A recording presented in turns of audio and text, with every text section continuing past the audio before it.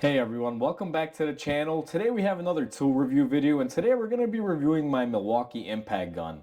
Now before we go ahead and begin, if you haven't subscribed to the channel, hit the subscribe button down below. Definitely smash that like button because it helps the channel out. And with that said, let's go ahead and get started on today's video.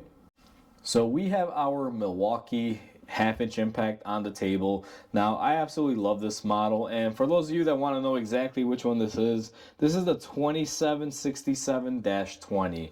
Now I had the older version of this gun, and till this day it still works. The only reason why I got this one is because this one had more power, and what I would find is that sometimes I needed more breakaway torque, and that's why I upgraded to this one. But I still have my older Milwaukee that's probably approaching about 10 years old now, and it still works absolutely great. And this is just a add-on for more power. And believe it or not, they did introduce a newer one last year, I believe, that has even more power than this one. But I'm kind of sticking with this one because, one, I'm a automotive tech and I work on cars and trucks. I'm not really doing heavy duty big truck stuff. This has the perfect balance for me as far as power. I believe this one does about 1,000 foot-pounds of torque, which is great for removing almost any nut and bolt that you may want to think of in automotive. Now, there are a few niceties to this. Now, like every Milwaukee item is going to run on the Milwaukee M18 system. All these big impacts and the powerful stuff all run M18. You're not going to find this in an M12 configuration. So it's really nice. Now, I have the extended battery pack on mine. You guys can see it's a big bad boy because this thing is hungry. But if we look at just the tool as a base, it's actually really nice. There's not a whole lot to this. Now, the biggest takeaway that I love this thing for, I love it because it's brushless. Now, being a mechanic, sometimes you're working with gasoline, flammable products. This is a very big thing. The fact that you're not going to be emitting any sparks through this, and there's no potential that this can spark a fire if you're using it in an area where there may be some combustible vapors. So that is the first nice thing about this.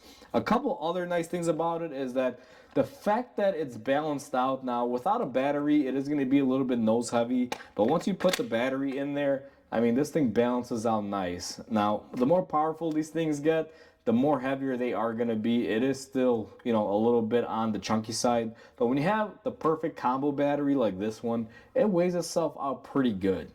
Another feature that I absolutely love about it is the fact that this thing has a control. Now, it's hard to see here, but we have a 1, 2, 3, and then we have a just stop at Titan mode. Now, 1, 2, and 3 are variable speeds and variable torques that you can use on it. I'll be honest with you, I've never used 1 or 2. I've always left it on torque setting 3. I'm using this to get bolts off, and if I'm impacting them on, I've learned to master the throttle. This does have a variable trigger, so you can actually control the output no matter which mode you're in. Now, the last mode, which isn't really a mode, let's call it mode 4, even though it's just like a dot with an arrow wrapped around it. That's basically so you can run down a fastener without torquing it. Basically, as soon as the gun feels any sort of friction, it just stops and cuts power. And that's what that mode is used for. It's a really nice feature. I don't really get the purpose of using it on a gun like this, to be honest with you, but it's there for whoever needs it. At least for me, it hasn't been practical. For me, as long as I get the speeds of 1, 2, and 3, I'm perfectly fine with it. As you use this tool, you will learn the art of mastering the throttle. Another thing that it has that's nice, but it's also kind of cheesy, this is probably the only thing I'll ding Milwaukee on, is this little light that you have here. Now, I'm going to plug the battery in. You'll see it light up there for a second. Even though that's a nice little work light, in reality, when it's here, even though they have it angled up, it gives you some light. It's not that great. It would have been nice to have some sort of light up here, but I can understand why they wouldn't put it up there.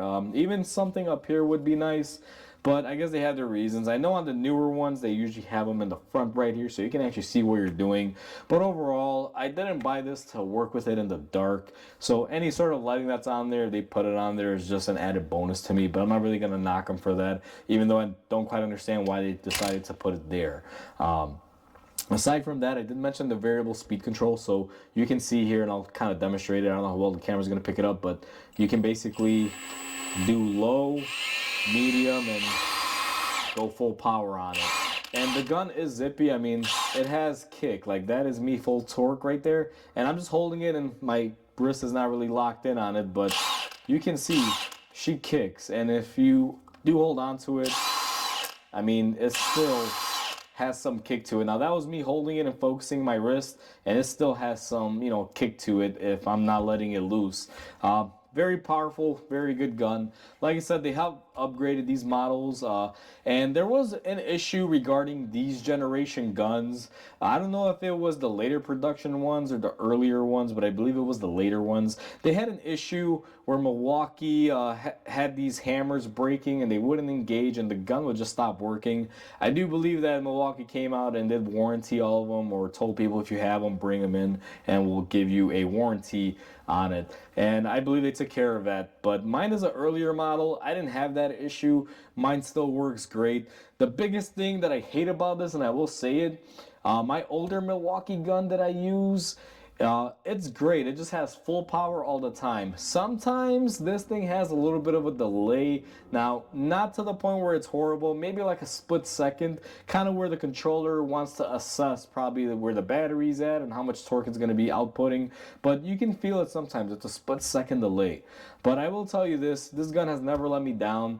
I've been able to get off the rusted, most baddest fasteners that you can imagine on cars and trucks, and this thing has either taken them off or snapped them off trying to take them off. So for that, I will give it credit. With that said, there is a warning that this gun is powerful. If you do have a rusted fastener that you don't want to break, you do got to learn your limits with this, because like I said, this thing can break fasteners really quick. Whether you want to loosen them and you break them, and tightening them, it'll do both. So you got to be careful when you use a gun like this. But overall, for my general use, this thing is wonderful and I absolutely love it.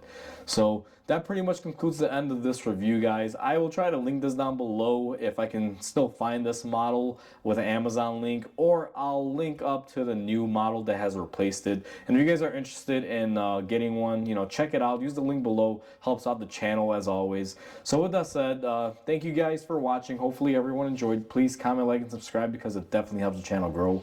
I hope everyone has a wonderful day, and I'll catch you on the next video.